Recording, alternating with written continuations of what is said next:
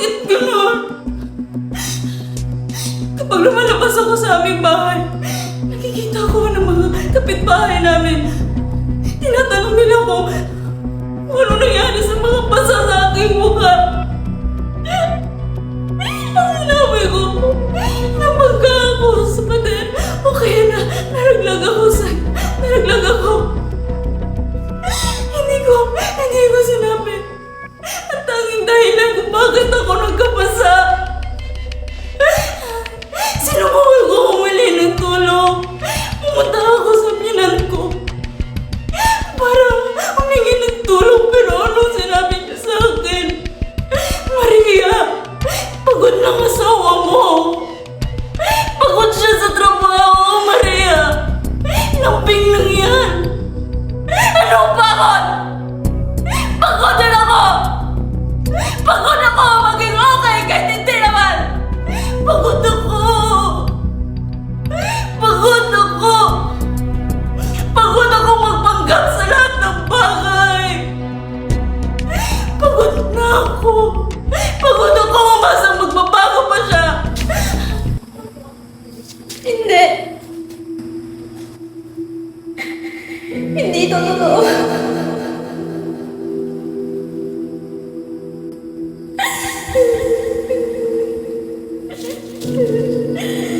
Minahal ko si Mark ng buong ko. Kahit alam kong mali ay pinipili ko pa rin siya.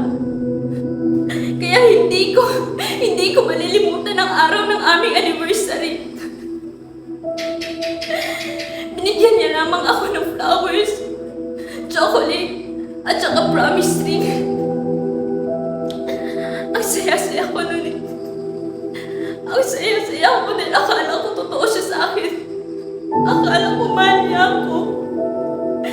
Ngunit hindi pala. Binigay ko lahat ng aking pagkababae. Hindi dahil pinilit niya ako.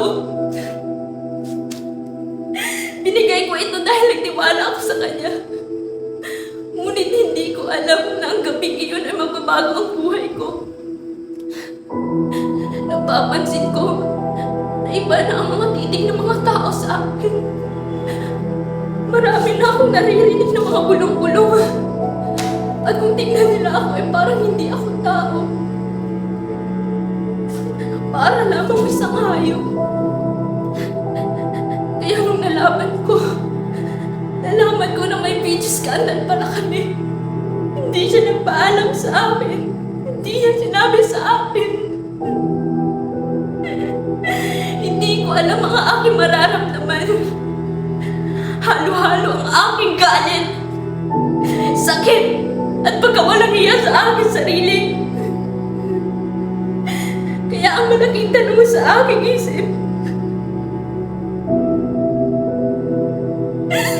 bakit niya kaya ginawa sa akin yun? Akala ko mahal niya ako. Akala ko mahal niya ako. Pinapon niya lamang ako.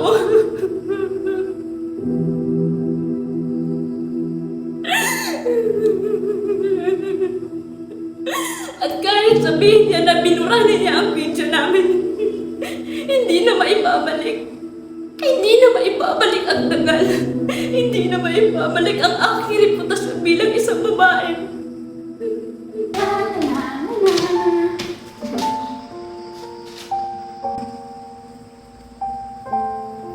Sabi po ni Papa, love niya raw po ako.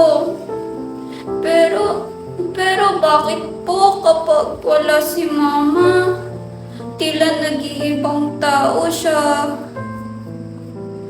Para po hindi ko po siya kilala. Natatakot po ako. Natatakot po ako at pakiramdam ko hindi po ako ligtas sa sarili kong tahanan. Tapos po, may mga gabi pong pumapasok siya sa kwarto ko at hinuhubaran po ako. Sabi niya po, kapag hindi ko raw po sinunod yung gusto niya, hindi niya na po ako love. Ayoko po mangyari yun, ayoko po.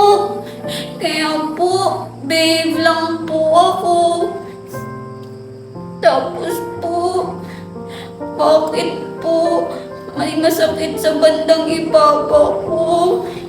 Bakit po? Tapos po, nung paulit-ulit niya pong ginagawa yun, unti-unti ko rin pong nare-realize yung mga pangyayari. Kaya po tinatakot niyo po ako. Papatayin niya daw po yung mama ko. Ayoko po nun. Ayoko po. Ayoko po. Ayoko po. Ayoko po. Akala ko safe na ako. Nung nakatakbo ako sa kanya. Akala ko okay na ako dahil nakauwi na ako. Nakabihis na ako. Pero hanggang ngayon, kahit anong kaluskos ang gawin ko sa samot, naaamoy ko pa rin ang alak niya. Nararamdaman ko pa rin ang higpit ng yakap niya sa mga braso ko. At ang pinakamasakit ay ang mga bulungan ng mga tao habang nagre-report ako. Bakit kailangan kong mag-adjust para sa mundo mo? Bakit kailangan kong limitahan ang aking buhay dahil may mga taong hindi marunong rumispeto sa hindi? Simula ng gabing yun, bawat kaluskos at yabag na aking maririnig sa labas ay para bang babalik siya. Na para bang babalikan niya ako. Good afternoon, madam. Lumipad ako papuntang Saudi Arabia para magtrabaho.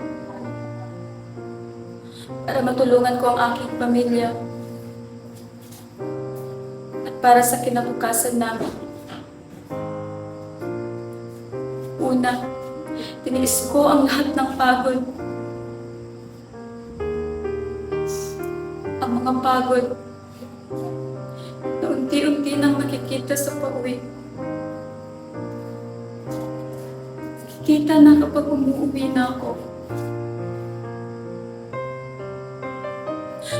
May mga pagkakataon na sinasaktan ako. Sinasampal ako ng aking amo. Namuntik na akong patayin. Pero wala akong magawa. Wala akong magawa kundi manahimik na lamang. Paulit-ulit kong sinasabi sa aking sarili na uuwi na lang ako. Uuwi na ako.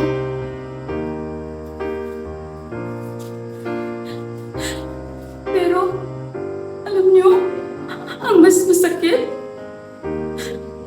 mas nakakatakot, sinabihan ako ng aking amo na huwag kong tangkain umuwi. Na mas may mangyayaring masama sa akin kapag uuwi ako. At habang tumatagal, lalo akong natatakot sa mga sakit, mga sumpat, walang katapusan.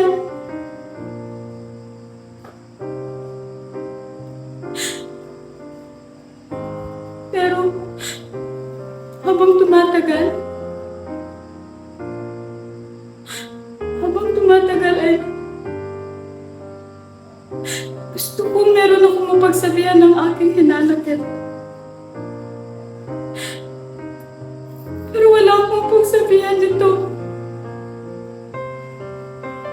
Kahit ang aking mga magulang ay nag-aalala na at paulit-ulit nang humihingi ng tulong.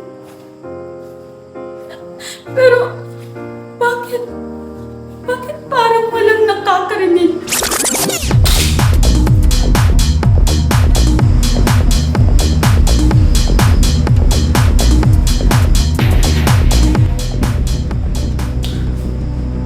Unang tingin mo pa lang sa akin, alam ko lang nasa isip mo.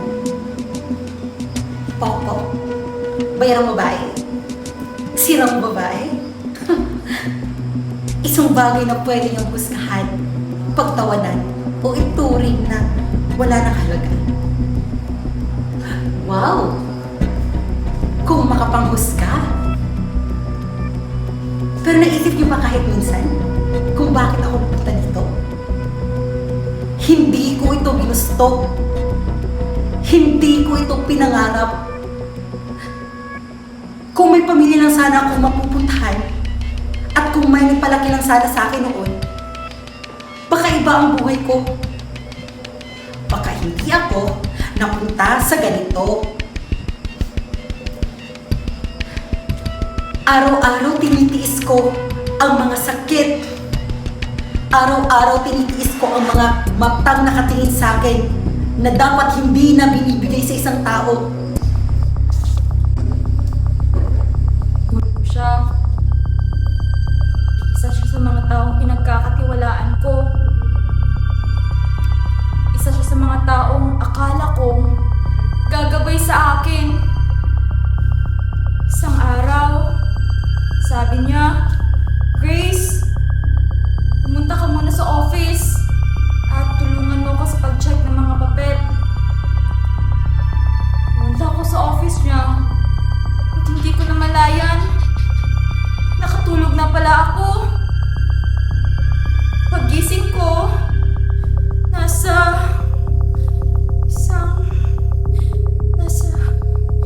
isang madilim, masikip, sarado ang pinto, ang bintana. Wala nang ibang tao, kundi kami lang. Sinubukan kong tumayo. Sinabi ko, Sir, uuwi na po ako, Sir. Baka hinahanap na po ako ng nanay ko, Sir. Sabi niya, huwag kang mag-alala.